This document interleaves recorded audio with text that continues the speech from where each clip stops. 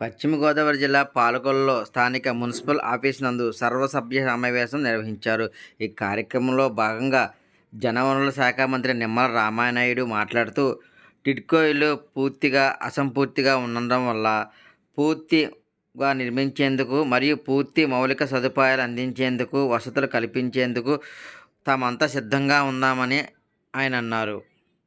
ఓడ ఏదైతే ఉందో దానివల్ల దగ్గర 10 వార్డులు ముంపుకు గురయ్యేవి. చిన్నపాటి వర్షానికి కూడా కమిషనర్ గారు అదేవిధంగా మనకు సంబంధించినటువంటి నాయకులందరూ కూడా దగ్గరుండి ఆ దమయకర్తి కోడ్ని యుద్ధ ప్రాతిక మీద క్లియర్ చేసుకుంటూ వెళ్ళడం. అదేవిధంగా ఏదైతే బెజవాడ కోడ్ వల్ల దగ్గర అక్కడ 7-8 వార్డులు అక్కడ ముంపుకు గురయ్యేది.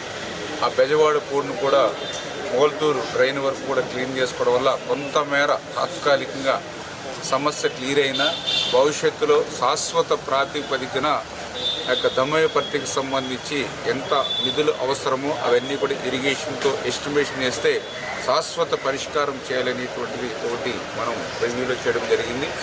రెండవది ఏదైతే టిడ్కో ఇళ్లకు సంబంధించి ఏదైతే బ్యాలెన్స్ వర్క్లు ఏవైతే మనం పనిచేయాలో అవన్నీ కూడా బ్లాక్ వైజు ఫ్లాట్ వైజు ఎంత పర్సంటేజ్ రిమైనింగ్ వర్క్ని చేయాలో కూడా అవన్నీ కూడా ఇమ్మీడియట్లీ ఆ ఫైల్ని పుటప్ చేయమని చెప్పడం జరిగింది. అదేవిధంగా ఏదైతే లోన్స్కి సంబంధించి అంటే బ్యాంకులకి ఇంకా రుణాలు తీసుకోవాల్సిన వాళ్ళు ఎవరైనా ఉంటే కనుక వాళ్ళని ఎవ్వరిని కూడా బ్యాంకులకి పోనివ్వద్దు, వాళ్ళకి ఎవ్వరికి కూడా లోన్స్ ఇవ్వద్దు, తీసుకోకూడదు అని ఈవేళ అధికారులు కూడా స్పష్టంగా వాళ్ళు కూడా ఆదేశాలు ఇవ్వడం జరిగింది. అదేవిధంగా ఇప్పుడు కొత్తగా మనం ఇంకా కన్స్ట్రక్షన్ చేసేది ఏదైతే ఉందో అక్కడ క్లీనింగ్ కానీ, లైటింగ్ కానీ, ఫుట్పాత్ బ్రిడ్జి కానీ, వాటర్ కానీ, డ్రైనేజీ ఇవన్నీ కూడా ఇమీడియట్లీ క్లియర్ చేయమని చెప్పడం జరిగింది. వచ్చే వారం 10 రోజుల్లో ఒకసారి మున్సిపల్ శాఖ మంత్రి నారాయణ గారు కూడా వస్తూ ఉన్నారు. ఆయనతో కూడా అక్కడ రివ్యూ పెట్టుకుని ఆ త్వరితగతంగా ఆ బ్యాలెన్స్ వర్క్లు కూడా కంప్లీట్ చేసి అన్నమాట ప్రకారం వాళ్ళకి ఇల్లుని హ్యాండ్ ఓవర్ చేయాలనే విధంగా నిర్ణయం తీసుకోవడం జరుగుతుంది.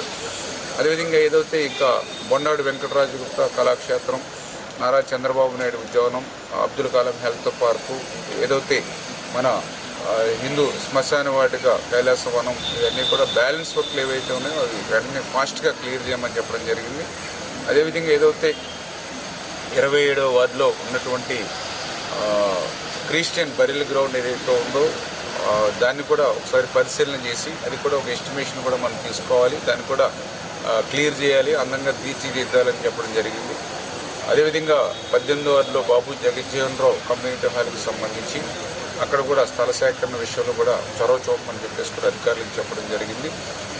వీటితో పాటుగా మెయిన్గా వాటర్ సమస్య, డ్రింకింగ్ వాటర్ ఏదైతే ఉందో ఇప్పుడున్నటువంటి వాటర్కి అదనంగా ఇంకా మంచినీళ్ళు మనం మహిళలకి అత్యంత అవసరమైనటువంటి మంచినీరు సౌకర్యాన్ని పెంచడానికి కూడా ప్రతిపాదనలు కూడా సిద్ధం చేయమని చెప్పేసి చెప్పడం జరిగింది. ఇవన్నీ కూడా యుద్ధ ప్రాతిపదికన, ఎందుకంటే 2019 వరకు చకచక అభివృద్ధిని చేసుకుంటూ వెళ్ళాం పాలకుల్లో. దురదృష్టవశాత్తు గత 5 సంవత్సరాల్లో అవన్నీ కూడా కుంటుపడిపోయి వెనక్కి 20 సంవత్సరాలు వెనక్కిపోయినటువంటి పరిస్థితుల్లో ఆ బ్యాలెన్స్ వర్క్లన్నింటినీ కూడా మళ్ళీ గత పాలనలో ఆగిపోయినటువంటి పనులు మళ్ళీ ఈ పాలనలో చేయవలసినవి, అంటే డబల్ వర్క్ డబల్ టైం మేము పనిచేస్తేనే అవన్నీ కూడా జరుగుతాయి. ఆ విధంగా అందరికి కూడా గైడ్ చేస్తూ స్పీడప్ చేసుకుంటూ వెళ్తూ ఉన్నాం.